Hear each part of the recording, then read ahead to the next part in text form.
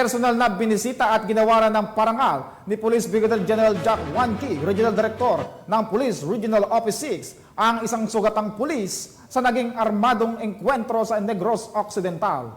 Patunay ito na handang ihandog ng kapulisan ang kanilang buhay kapalit ng kapayapaan at kaligtasan ng ating bansa.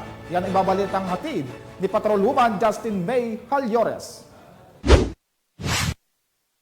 Agarang pinuntahan at hinandugan ng tulong pinansyal ni Police Brigadier General Jack L. Wanki, RD Pro 6, kasabay ng paggawad ng PNP Wounded Personnel Medal o ang medalya ng sugatang magiting, si Police Staff Sergeant Ronnie U. Melgar sa Bacolod City, Negros Occidental, bandang alas 3 ng hapon nito lamang ikawalo ng Hunyo, taong kasalukuyan.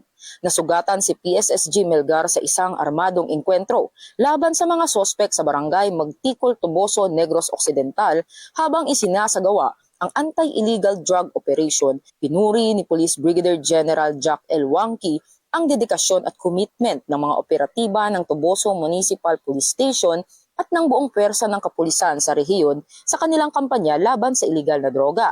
Ang pagkilala at pagbibigay ng suporta sa mga sugatang pulis tulad ni PSSG Melgar ay nagpapakita ng pagpapahalaga sa kanilang sakripisyo at kabayanihan.